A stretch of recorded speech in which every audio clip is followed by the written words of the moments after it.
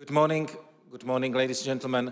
We will start in 2 minutes, so if I may ask you, please take your seats, and in 2 minutes we will start. Thank you very much.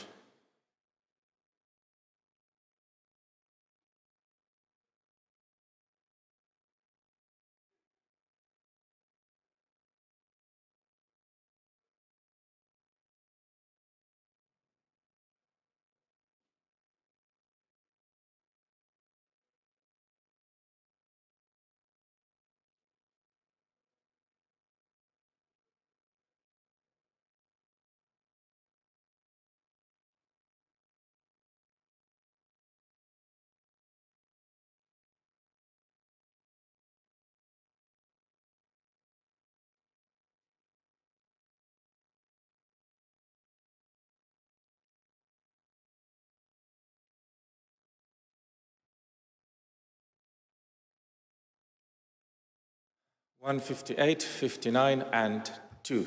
Good morning again, everybody.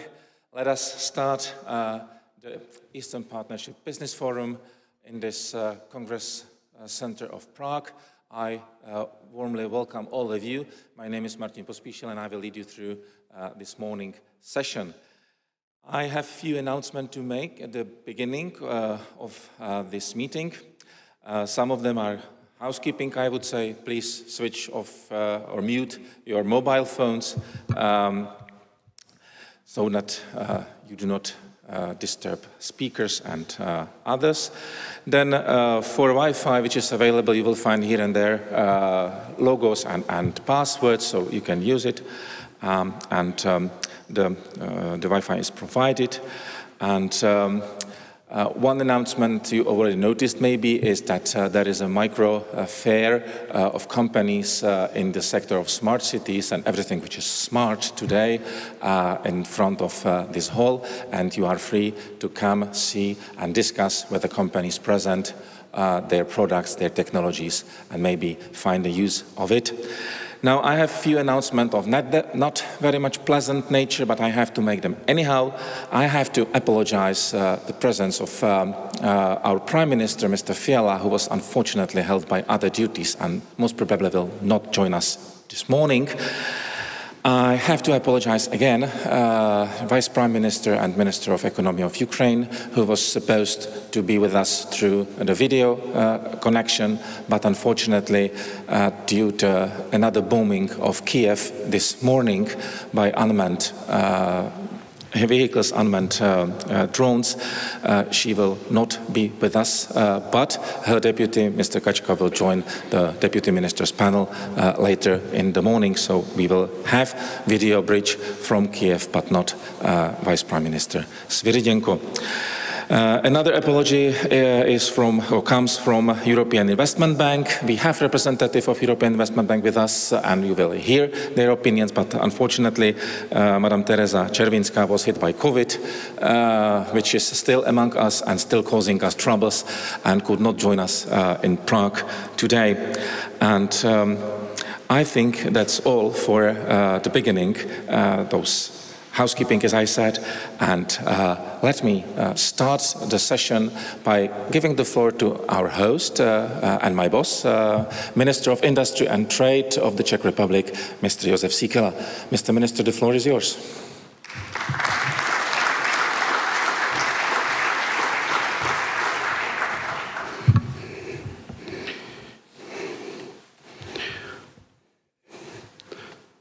Excellencies, dear colleagues, distinguished guests, it's my great pleasure to welcome you on behalf of the Czech Presidency here in Prague on the occasion of the Eastern Partnership Business Forum. Next 2 days are going to be full of discussions and productive cooperation. We hope for this conference to open ways to closer cooperation between our countries. We aim to not only bring the European Union closer to the Eastern Partnership, but also to promote economic and business relations between Eastern partners. The Czech Republic gave the impulse to the creation of the Eastern Partnership 13 years ago, and since then we have supported the further integration of Armenia, Azerbaijan, Georgia, Moldova and Ukraine, which we are pleased host today among us. The Eastern Partnership format has achieved a significant progress. Just to name a few examples: visa liberalization, signing of association agreements and DCFTAs. We have achieved approximation in many areas of economic cooperation. Now, more than ever, our partnership must reflect the economic and political realities of the region. We strive to offer tangible results to those who meet the necessary criteria, and we invite our EU partners to do the same. As a former candidate state, Czech Republic is willing to share its experience and lessons learned from the accession process, which took us 14 years. We are all here with the same goal: to strengthen our cooperation and strengthen our resilience against possible future economic blackmail. The representatives of the Eastern Partnership countries who are here today have chosen the path of democracy, and we want to show them our appreciation, because the last few months have only underlined that we must stand for these countries just as much as they stand for us.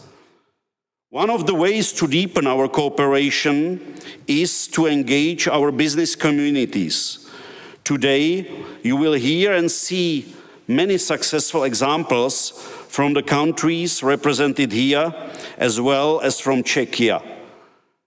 Dear guests, I sincerely wish and believe that this forum will contribute to deepening of our cooperation and will highlight what's forward instead of barriers to the closer integration of Eastern partners to the EU. Thank you very much for your attention and your participation.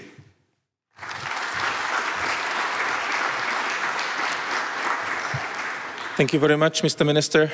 And now let me introduce Mr. Vladimír Dlouhý, Chairman of the Czech Chamber of Commerce, but not only Chairman of Czech Chamber of Commerce, but also Vice Chairman of Eurochambers, which is also a very important body of European Chambers of Commerce, and our partner for the business part of this event. Mr. Dlouhý, the floor is yours. Good morning. Ministers, Excellencies, Ambassadors, dear participants of Eastern Partnership Business Forum, dear guests, ladies and gentlemen. It's of course a pleasure for me and an honor to have opening remarks at your gathering today. I remember it was 4 or 5 times here, 5 years ago, when I also had an opening on some kind of Eastern Partnership gathering. However, since our last meeting, tectonic changes happened. Pandemics, Russian aggression in Ukraine, but also many changes on the global level. Deglobalization efforts, US-China tensions, danger of protectionism, and we have seen many harsh consequences. Our countries in Europe and your countries of Eastern Partnership, and our entrepreneurs are now facing serious challenges regarding energy prices, increased inflation rate, distortion in global supplier chains, as well as lack of labor force. And this is, of course, enhanced by sharp worsening of public finance deficits and increase in indebtedness due to COVID and due to recent measures how to cope with the energy crisis. And both government and businesses, we jointly together, sometimes even quarreling each other, are struggling to find solutions. Short-term solutions, energy crisis, especially this winter and maybe even worse next winter, and decoupling from the dependence on import of Russian fuels. Medium-term problems, inflation and new design to energy markets, restart of robust economic growth, and in the long term, a new European energy strategy, maintain at least the basic of liberal international trade, and to go back on the trajectory towards pre-pandemics and pre-war environmental targets in a reasonable way, learning from the recent lessons. But this also frames a new framework also for the Eastern Partnership. It's not the one-way route from European Union towards you. It's now a route back and forth. We need each other. It's not only one-way project. The countries of Eastern Partnership will and may and have to play a key role in increasing the energy independence of the EU.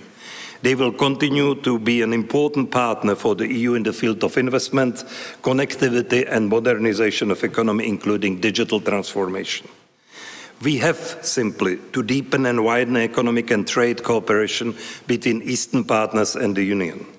We have to facilitate the investment opportunities, and again in both directions. And the same applies for flows labor and cooperation in the fields of research and education. Last but not least, the Eastern Partnership countries should help us to cut off the economic dependence of EU and Eastern partners on Russia. Czech Chamber of Commerce has a very promising and efficient cooperation with many chambers in the Eastern Partnership countries. Just as an example, with my friends from Jordan Chamber of Commerce, we organized a high-level business mission to Tbilisi. The same might apply to Azerbaijan and Armenia. I had a pleasure to visit Armenia even in the framework of the presidential visit from Czech Republic. And I can provide you with many other examples. We work closely together also on the level of Eurochamber. We implement various projects coordinated by Eurochambers and co-financed by the European Commission, like East-West, East Invest 2, and recently EU for Business connecting companies. Finally, we have intensified contacts with Ukraine, not only on the national level, but also on the level of regions.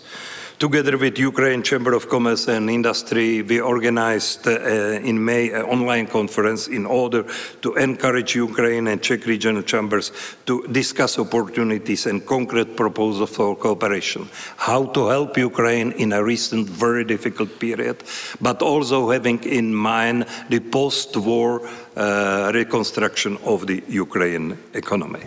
So this all is a proof of the fact that for us, Eastern Partnership is not just a slogan, but indeed a platform for a very strong future cooperation. To conclude, let me wish you a successful conference, nice day in Prague, and thank you for your attention.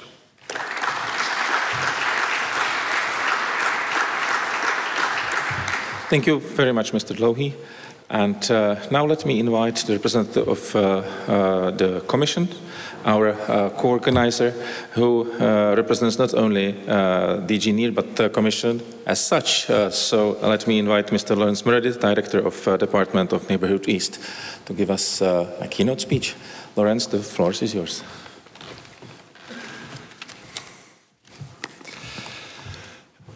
Dear Ministers, Deputy Ministers, Ambassadors, distinguished guests, ladies and gentlemen, it really is a pleasure to be back here in Prague, where the Eastern Partnership began, as the Minister has already said, 13 years ago. A particular pleasure for us all to be able to gather at last in person, because after almost 3 years of this dreadful pandemic, that's not been possible. So I think it's very important. Business survives on connections between people. Of course, we've done our best on the online, and that will still be an increasing part of our lives, but it's such a pleasure to be here physically in person. That said, of course, it is such a somber moment, and I really deeply regret that our Ukrainian colleague can't join us even by video message because of the terrible bombing again in Kiev that prevents that. And unfortunately, the 24th of February has changed the geopolitical landscape since Russia's illegal, unprovoked and unjustified invasion of Ukraine. But on the side of the European Union, and we will hear from Commissioner Várhelyi, who I represent, later by video message, the European Union is doing everything possible to stand by our Ukrainian friends. We've mobilized over 19 billion euros of support for Ukraine, and we will continue to stand by Ukraine. Ukraine must and will win this war. Slava Ukraina. It shows, on the other side, part of the European Union's response, together with our member states, has been to step up also on the political level, and that's why I'm delighted to be able to congratulate our Ukrainian and Moldovan friends on their candidate status, and Ukraine, Moldova and Georgia on having a European perspective. That again helps change the geopolitical landscape. But it's important that we gather in this format of the Eastern Partnership, bringing together all our Eastern partners. And over those 13 years, as the Minister has already said, we've seen really tangible benefits from the cooperation of all the Eastern partners together with the European Union member states, and in particular bringing economic and tangible benefits for citizens across the Eastern Partnership through the cooperation and through cooperation of business. And I think it's so important that we've got representatives from very high level, from companies and different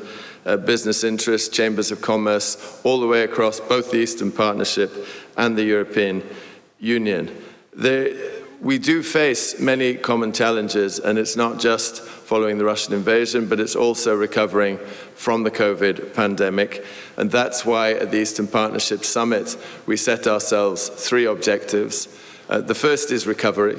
And I think that the lifeblood of that recovery is here in this room, stimulating economic opportunities.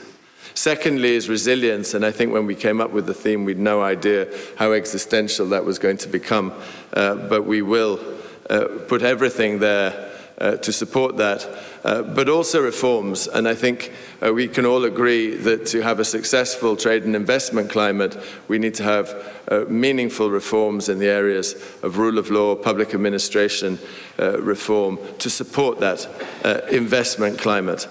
So I'd like to underline 3 aspects of the importance, as we see it on the European Union side, of the Eastern Partnership Business Forum and of cooperation.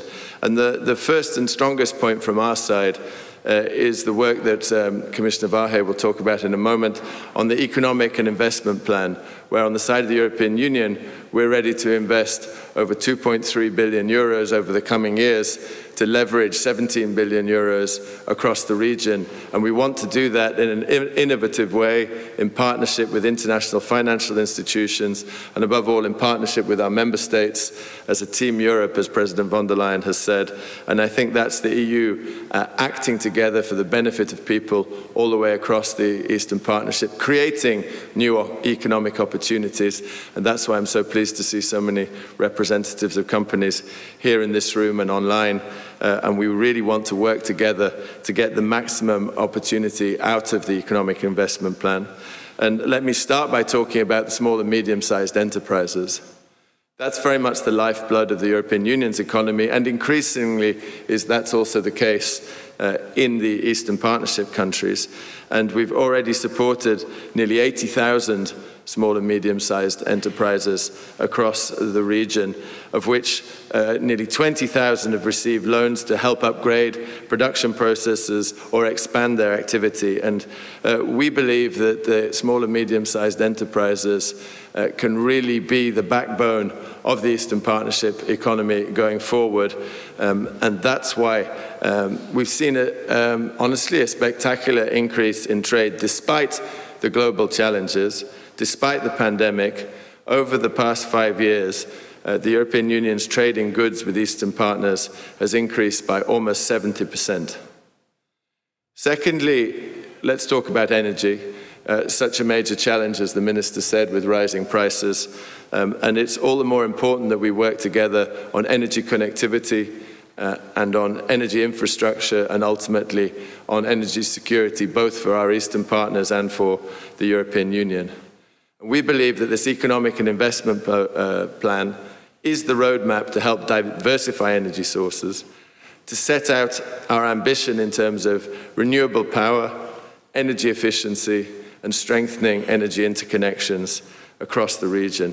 To give you just one example, there's a major project that we're looking at together with our partners on Black Sea connectivity, where we see the potential both for underwater electricity cables, which would make it one of the longest underwater electricity cables in the world, but also a fiber optic cable, because these days, and I'm sure I speak to in particular for the audience online, everything increasingly depends on strong digital connectivity, as I'm sure many speakers will underline.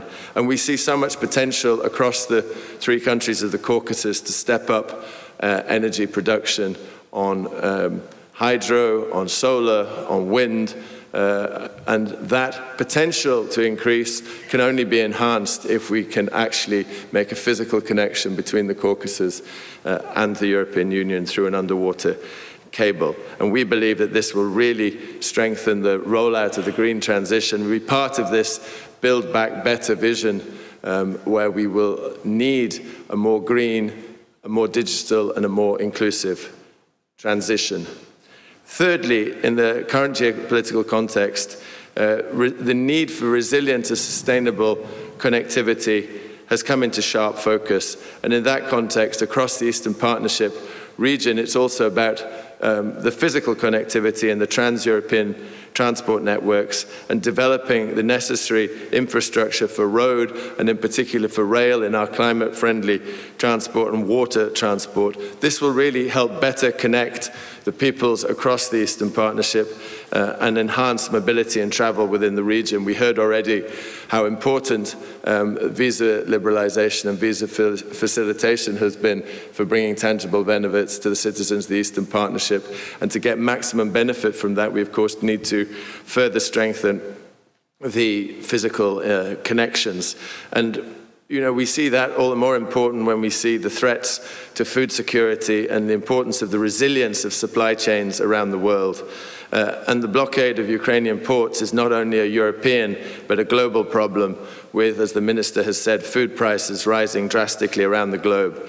And to respond to this challenge, the European Union has adopted an action plan to establish solidarity lanes to facilitate and ensure that Ukraine can export grain, but also import the goods that it needs, from humanitarian aid to animal feed and fertilizers. And I mean, I would also like to talk, I talked about physical connectivity. I think another area where we need to continue to work strongly together is on the digital connectivity, and that includes working towards a roaming agreement, which is one of the commitments from one of the Eastern Partnership summits, and we are working strongly on that. I think that's a major benefit for citizens. So let me conclude by saying that we firmly believe that regional cooperation has a strong role to play in the future of the Eastern Partnership, and we think that the economic and investment plan is a great opportunity for businesses across the Eastern Partnership and across the European Union, and that's why it's so important that this two-day Eastern Partnership Business Forum brings us all together in person and online. And I wish you all a very fruitful business forum and look forward to today's discussions. Thank you all very much.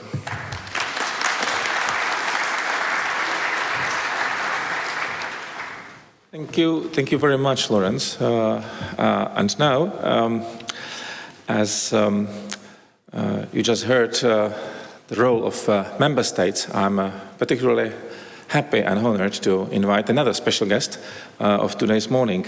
You know, in the EU, we used to say that there is an engine inside of the EU member states, and this engine is powered by France and Germany.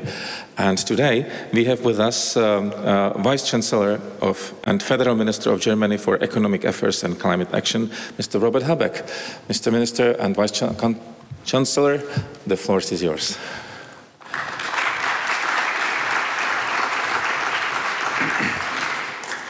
Good morning, everyone, Excellency, colleagues, ministers, dear Minister Sikela, dear Joseph, Mr. Doli. Thank you very much for inviting me to this conference and having this Eastern Partnership Business Forum here in Prague once again. I think personally this meeting couldn't be more timely, and this is for three reasons.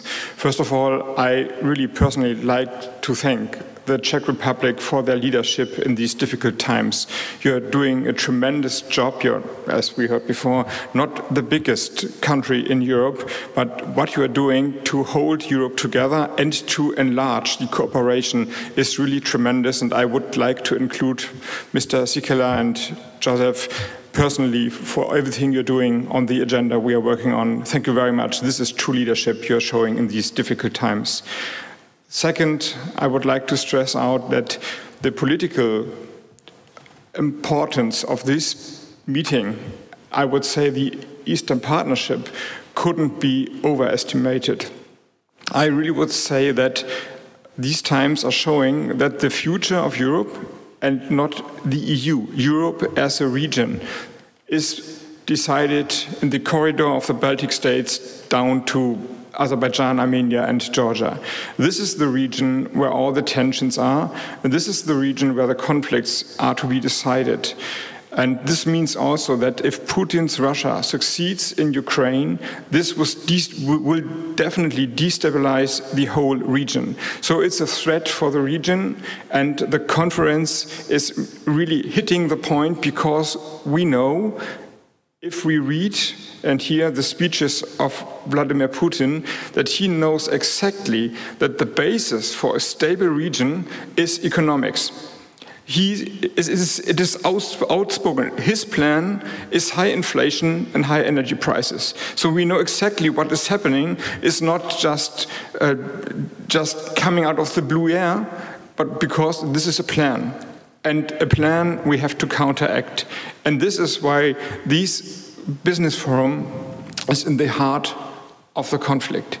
Ladies and gentlemen, the Eastern Partnership Business Forum is therefore an important platform to further advance the economic and trade policy cooperation between the Union and the partners. And in the current geopolitical and economic crisis, this cooperation is more important than ever.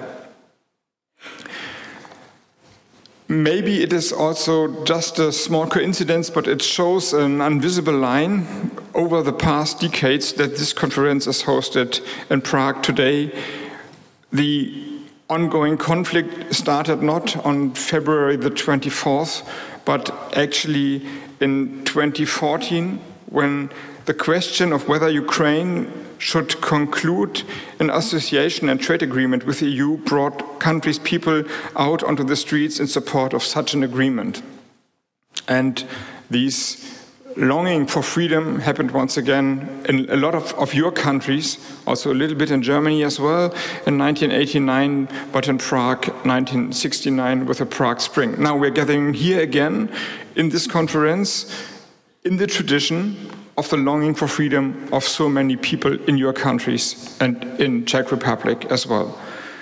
For many years, Russia has not allowed countries which, to its mind, lie in the sphere of influence to engage in close economic relations with the EU or with the West in general. Ukraine, Moldova, Georgia have clearly opted for cooperation with the EU. And they did so at a point in time when the prospect of association was far from sure. Due to the economic cooperation in the context of the free trade and association agreements, these countries have in fact already come close to the EU and to the internal market. Apart from these three named countries, however, we must not neglect the other two countries of the Eastern Partnership, namely Armenia and Azerbaijan. The Eastern Partnership is and continues to be a key element to help the partner countries on their reform path and continually expand our relations. To help their movement towards the EU, my ministry, my experts, is providing support to the governments of the partner countries by means of administrative partnerships, EU twinning projects and high-ranking intergovernmental consultations. The countries of the Western Balkans are also closely linked to the EU single market. With a share of more than 70%, the EU is the most important trading partner in this region. And in almost all countries of the Western Balkans, Germany is the most important economic partner. My ministry is also supporting the development of this economic area by means of several initiatives, including the Purchasing Initiative for the Western Balkans, and as an active partner in the Berlin process.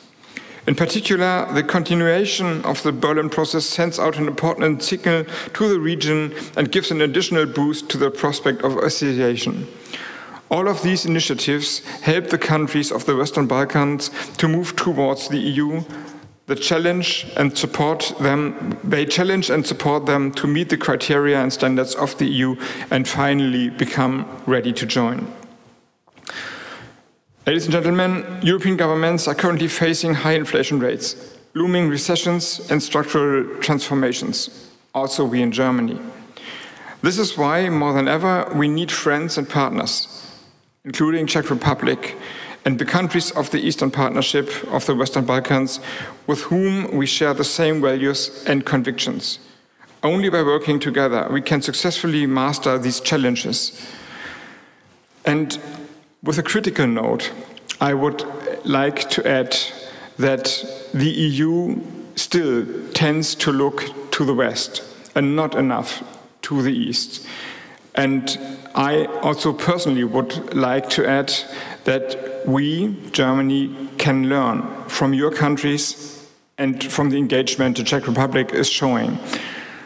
And maybe a third critical note, a lot of countries, and Germany belongs to them, have been blind too long a time. Our dependency, mainly on gas and other fossil fuels, was too high, and the high inflations and the energy prices and the problems we are facing now, they are politically made. We are trying to correct them as fast as we can by building an alternative infrastructure, diversifying and saving energy, and not letting go the process of a green transformation.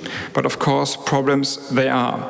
This blindness should never happen again, and I think this Eastern Partnership Business Forum, with all the concrete details we try to figure out in the next 2 days, this Eastern Partnership Business Forum is also a strong sign that we remind each other that we will cooperate in the future for a better future. Thank you very much.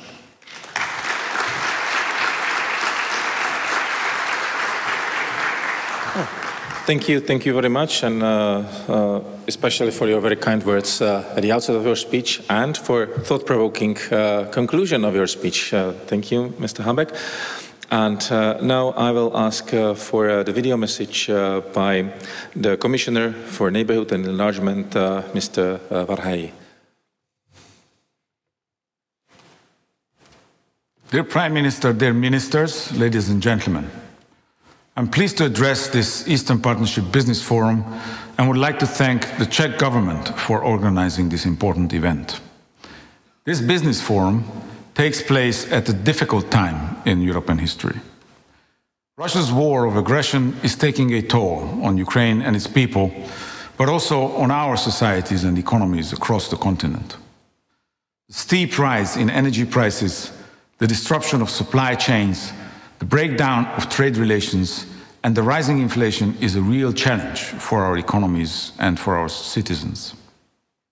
We must protect our businesses, be they big, small or medium, from the present economic turmoil. I believe that the Eastern Partnership is an important framework to do so. In December 2021, our leaders endorsed the steps towards recovery from the pandemic so as to create resilient economies and societies. This objective still applies in the entirely new context we are living in. The Economic and Investment Plan for the Eastern Partnership will help us achieve this objective. Our aim is to mobilize up to 17 billion euros worth of investments in support of key structural projects jointly identified with our partners in the field of transport, energy and the green transition. We have also set ourselves the ambitious target of supporting 500,000 SMEs in the next 5 years. These projects have the potential to drive economic growth and to bring us closer together.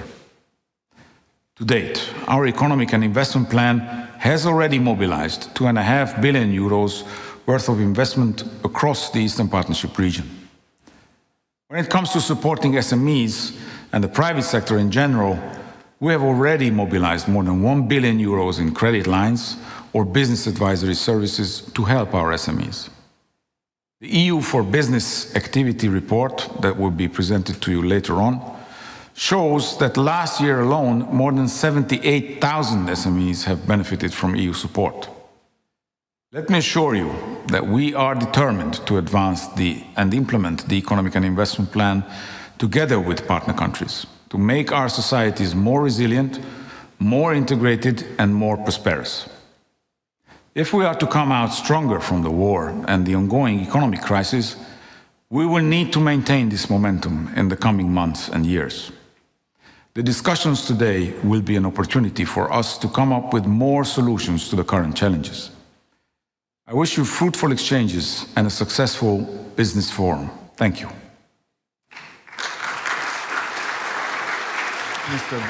So that was the message from the Commissioner, and I think that we all will retain especially the call for the resilience of not only member states of the EU, but also Eastern Partnership countries. This is a lesson very hardly learned from the COVID pandemics and now from the war and the scarcity of energy resources and the steep rise of its prices. So we will be speaking about resilience a lot during those 2 days. Now, let me turn to financial institutions, because maybe you have also something to say on resilience and the role of finance in this world. So first, let me turn to European Investment Bank and Director Lionel Rabai. If you prefer to speak from the spot, as you wish.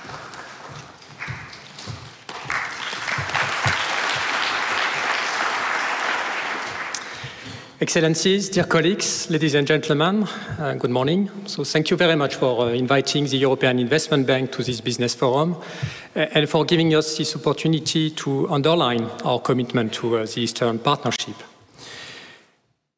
As we meet today, the Eastern Partnership region and the European Union are facing unprecedented challenges. In particular, the consequences of the Russian aggressions against Ukraine is affecting the life of millions of people and are having major economic repercussions. Inflationary pressure, the energy shock, the disruption of value chain. I mean, all this is clearly unprecedented in many ways. As the EU Bank in this time, I mean, our responsibility is to support our EU neighbors to face these challenges.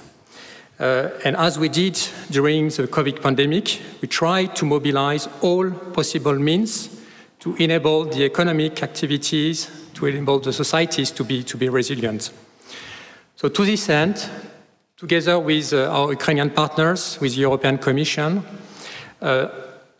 during the first days after the start of the Russian aggressions, we have mobilized substantial support to enable Ukrainian authorities to meet immediate needs for the population and to sustain the economy. So since 24th of February, the European Investment Bank has mobilized 1.7 billion euros to help Ukraine.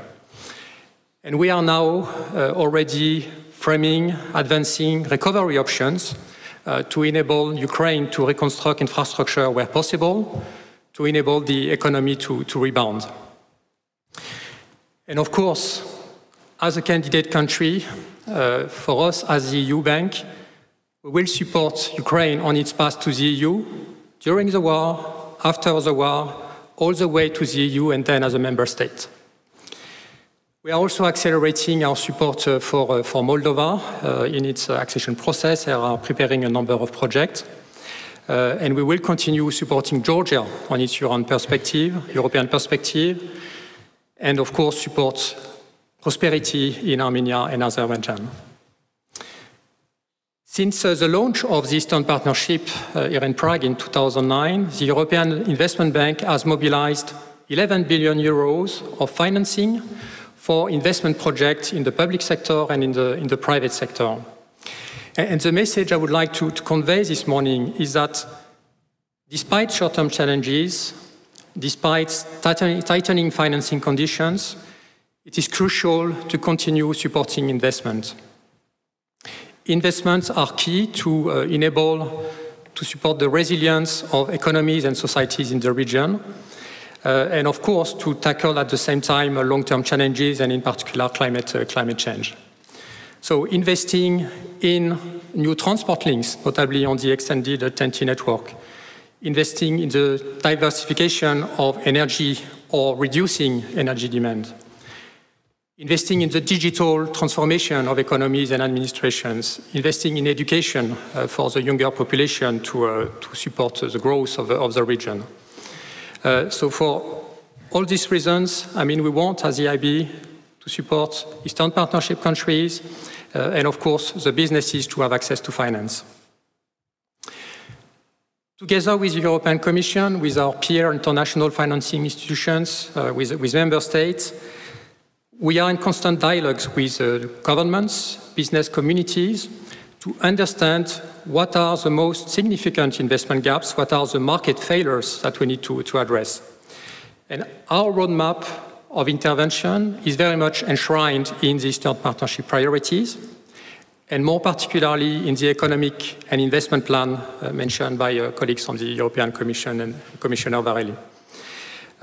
So we are preparing, rolling out financing for a number of key flagship projects under the plan, related to support to transport and digital connectivity, support for access to finance for SMEs under the EU for Business initiative, human capital development, and of course energy transition and climate action. As the EU Climate Bank, this is obviously a key priority for us.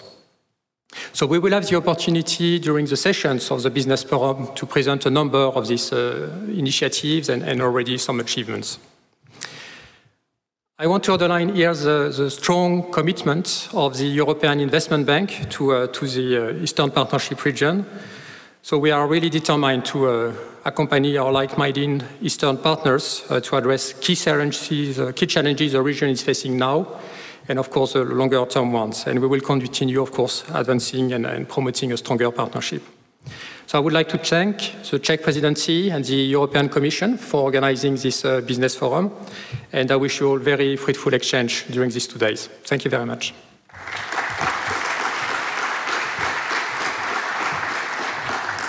Well, thank you, Director Ilona Rapai, speaking on behalf of European Investment Bank. And now let me turn to Director of Infrastructure Europe of European Bank for Reconstruction and Development, Susan Goranson. The floor is yours.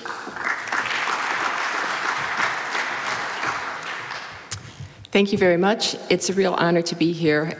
So, dear ministers, deputy ministers, ambassadors, distinguished guests, it's a real honor to represent EBRD. The Eastern Partnership has always been critical and very important for a European bank, and this is demonstrated by our $5 billion portfolio just in infrastructure alone. And this includes investments at the sovereign level, the sub-sovereign, as well as working with the private sector. The region right now is in turmoil, as the previous speakers have mentioned. The war, the unprovoked aggression on Ukraine has resulted in significant damages to the economy, to the population of Ukraine, but also to the surrounding countries with respect to interrupted supply chains, the energy crisis, rising inflation. Immediately after the war started, EBRD responded by creating the $2 billion Resilience and Livelihood Framework, which is designed to help Ukraine and the countries affected by the war, focusing on energy security, trade finance, vital infrastructure, agriculture, and liquidity. To date, we've provided financing of close to $400 million in 12 projects. But with respect to Ukraine, we stand by Ukraine. To date, we have provided financing of up to roughly $1 billion. In here, the primary focus has been on energy security, trade finance, as well as vital infrastructure. Going forward, we're discussing with Ukraine, in addition to not just providing liquidity, what we can do to support the country to address immediate damages as a result of the bombing currently, but also we stand by working closely with all international partners, the G7, the European Union, European Investment Bank, to support Ukraine once the war is ended. And going forward, though, we feel that there is a lot that we can do currently working to support the Eastern Partnership. we see three key themes. One, transport. We've seen the impact of the war on Ukraine and how a lack of integration can affect trade. So we stand by working closely with the European Union, European Investment Bank, other donors to see what we can do to improve connectivity across the region. Similarly, energy.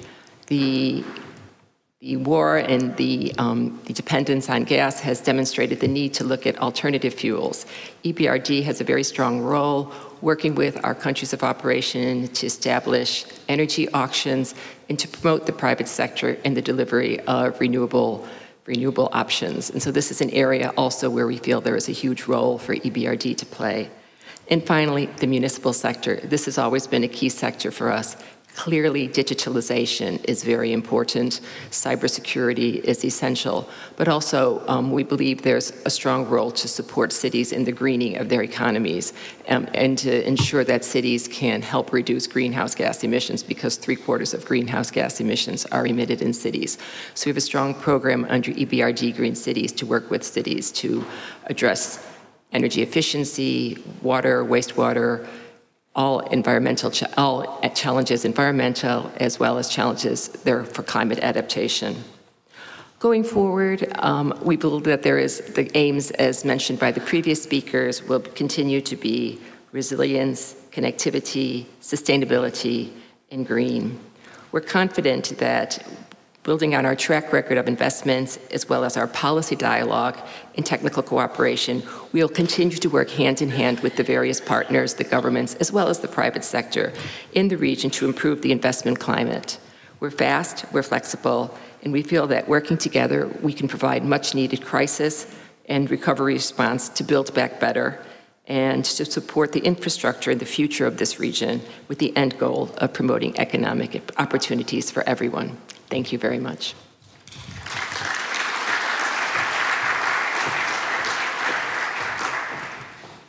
Thank you very much. I think that we will retain especially Build Back Better, this philosophy which is close to us, and we are very much interested in it, and we especially retain this idea as far as the hopefully future reconstruction of Ukraine is concerned. It's a really key concept we very much appreciate. So that ends the first opening block of this event. So thank you very much to all speakers.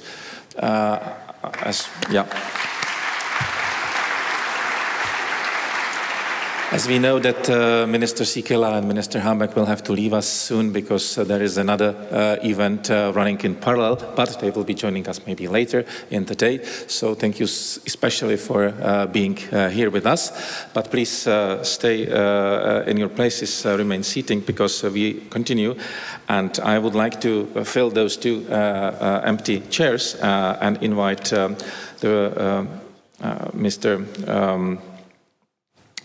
Mr. Paul Kelly and Maria Sokolova, who will present the EU for Business initiative.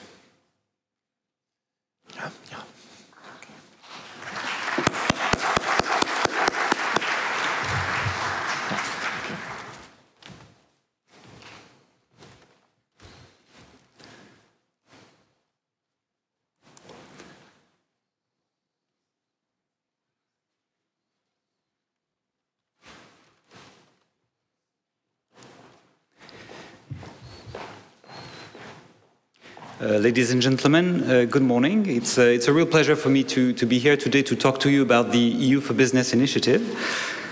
Since we are gathering today to discuss the challenges our economies are facing in the midst of the current geopolitical crisis, but also to discuss how to enhance our economic cooperation to mitigate the impact of the current crisis, we thought it would be good to speak to you about EU for Business. As a way of introduction to the panels that will follow later in the day.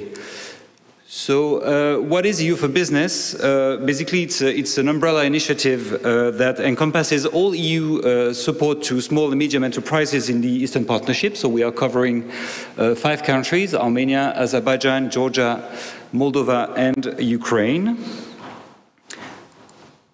So today we are actually launching our activity report for the year 2022, which you can find online, but you can also find a summary of the report in the lobby of the conference hall. And what you will see in this activity report is that EU for Business is made of 108 projects which are funded by the European Union for a total amount of nearly 900 million euros. And what these projects do is that basically they aim to contribute to improving access to finance in the Eastern Neighborhood region. And as you can see, this is nearly half of the projects that we are financing under EU for Business. But they also aim at improving access to business development services. And finally, they also provide expertise to support business climate reforms. So if you allow me to be a bit more specific as to what we are doing under each of the three pillars I've just mentioned and that you can see here on the screen. When it comes to access to finance, what we do is that we work very closely with financial institutions like the European Investment Bank or the European Bank for Reconstruction and Development, who were present, who were here earlier. And what we do is that we provide loans to small and medium enterprises on very concessionary terms, mostly working through the local commercial banks. And the concessionality element of the loans that we provide comes from the fact that the European Union is actually either subsidizing the interest rates applied to those loans, or that we guarantee the loans against the risk of defaults of the final beneficiary, which has a very positive impact, in fact, in terms of reducing the collateral required by the bank to the borrowing company. Under the second pillar, under the business development services pillar, what we do is that we try to provide top-notch consulting services to individual companies. The consulting services that we provide can be on virtually anything that the small and medium enterprise feels it should improve to either ensure productivity gains, efficiency gains, or make the company more profitable. So it could be virtually anything,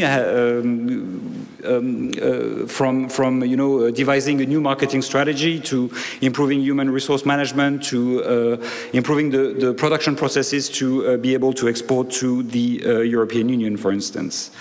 But under this pillar, what we also do is that we provide a wide range of specific trainings directed to small and medium enterprises through business support organizations, such as through business incubators or export promotion agencies. Finally, the last pillar is about providing expertise when it comes to business climate reforms. And here, what we do is that we work very closely with national investment promotion agencies like Enterprise Georgia, Promo in Azerbaijan, Moldova Invest, or the Armenian Investment Support Center. So as you can see, we work with a very wide range of implementing partners, including, as I said, international financial institutions like the EIB or the EBRD, but also with international organizations like the World Bank, but also some UN agencies like the International Trade Center. We'll speak to you a bit later in the day. And of course, with our member states' cooperation agencies. So moving on to the very concrete achievements, I'm very proud to show you these figures, the figures that you have in front of you. So these figures, I should mention here, is that these are the figures for 2021, and there's a reason for that, is that because when you are monitoring more than 108 projects, of course it takes you time to collect all the data and to process them. But what you can see from this slide is that EU for Business has benefited more than 78,000 small and medium enterprises in last year, which is an increase, by the way, of nearly 9% compared to 2020, which is an achievement we are very, very proud of. And what you can see also from this slide is that the survey that we run every year to the beneficiaries of our program shows that they have generated more than 66,000 jobs in the Eastern Partnership region, which is also a result we are very proud of. And maybe just to focus your attention on one last figure is that we estimate that the extra turnover that was generated by all these support activities amounts to 2 billion euros across all the companies that we have supported.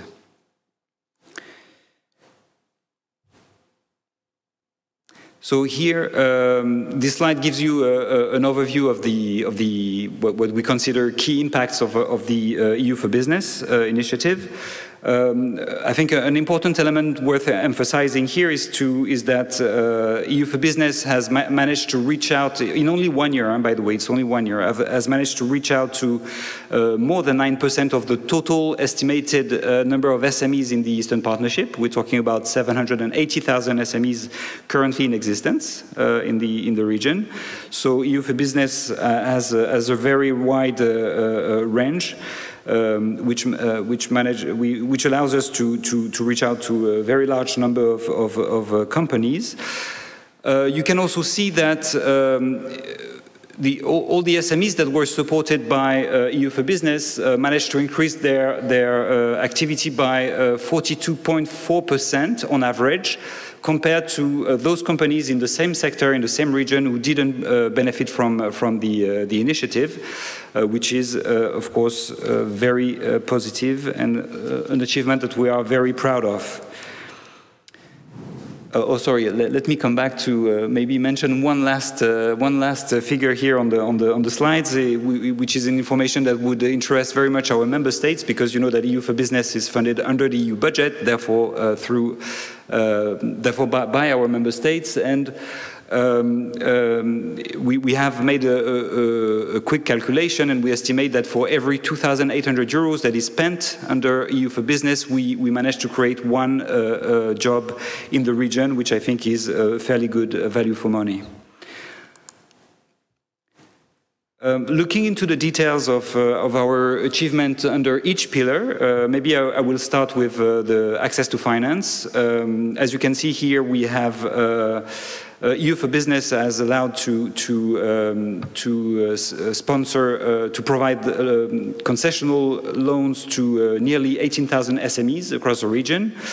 The size of the loan, as you can see, is around 14,000 euros per company, which might seem like a small amount, but actually this is also testament to the fact that we are really, through this initiative, supporting micro and small enterprises, which is actually the intended target of EU for Business, because we want to give a chance to those companies to grow and expand, and also to make sure that we contribute to the economic diversification of the economy. One last thing also on this slide, you will see that we also provide grants to SMEs. This is a very particular feature of some of our programs. Basically, we provide a cash back on every loan that a company contracts with a bank, but only for those loans that are specifically contracted to finance equipment that allows companies to bring themselves up to the European technical standards and to meet our safety and sanitary and phytosanitary standards to be able to export to the EU. So as you can see here, we provided more than 1,000 such grants in 2021 for an average amount of 10,000 euros. In terms of business development services, you see here that we've managed to reach more than 55,000 SMEs over the last year, which is, I think, a very good achievement. Maybe a few words about our business development services.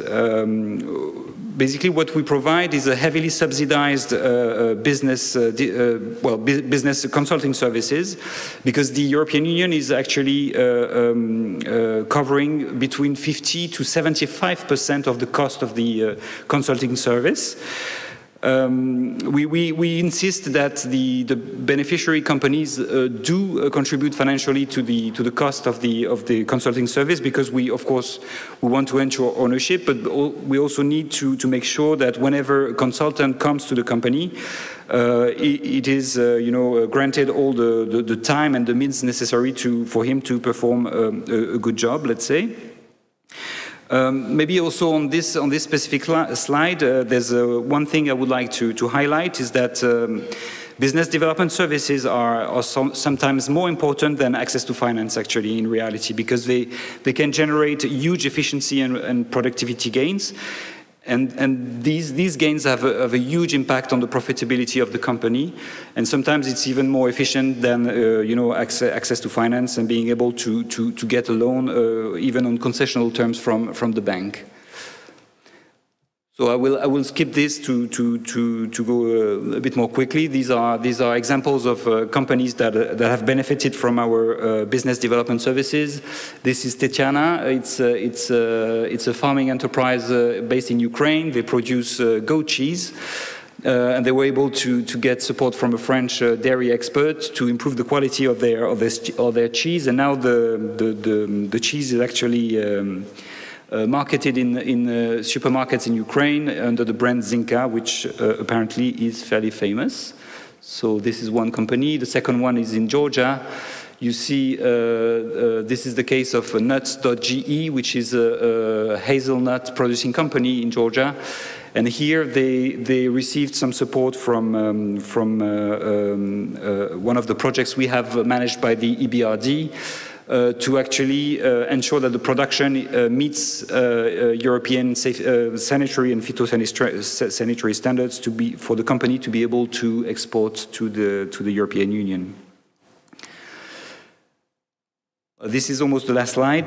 Bear with me. Under the business climate pillar of EU for Business, in the course of last year, we've managed to actually support the review, the amendment, or the adoption of nearly 600 laws, policies, regulations, or administrative procedures to support a more attractive business environment in the Eastern Partnership region.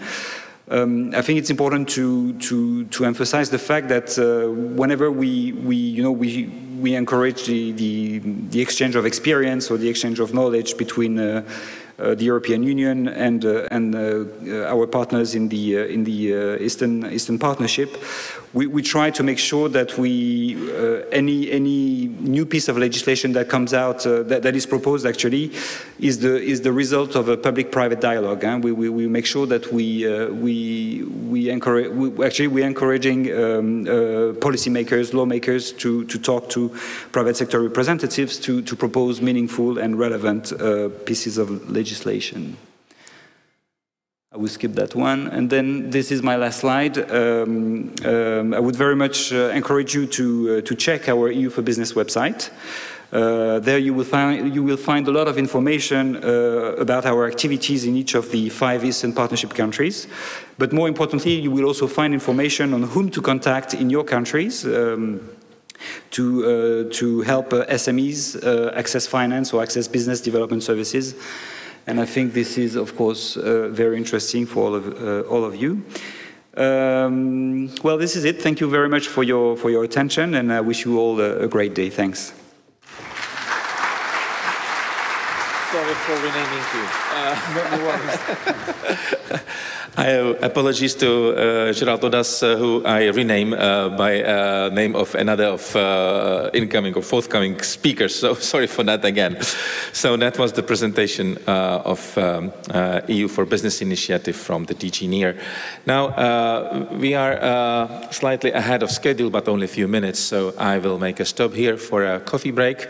I hope that we merit it after all speeches we heard today.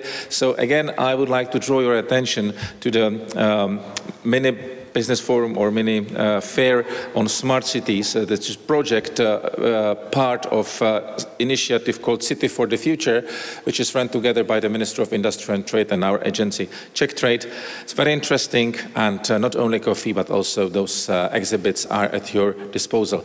We will reconvene at 10:30 sharp for the very important and very interesting, I hope, panel of the ministers from the Eastern Partnership countries, because now we will be listening to EU member states and institutions, and now we will give the floor, and after coffee break, we will give the floor to those for whom we do all this. So that will be very interesting. The moderator of the debate will be Special Envoy of Minister of Industry and Trade for EU Presidency, Mr. Tomáš Prouza, who I will introduce after the coffee break. So please enjoy the free moment, and 10:30 sharp, let's reconvene here. Thank you very much.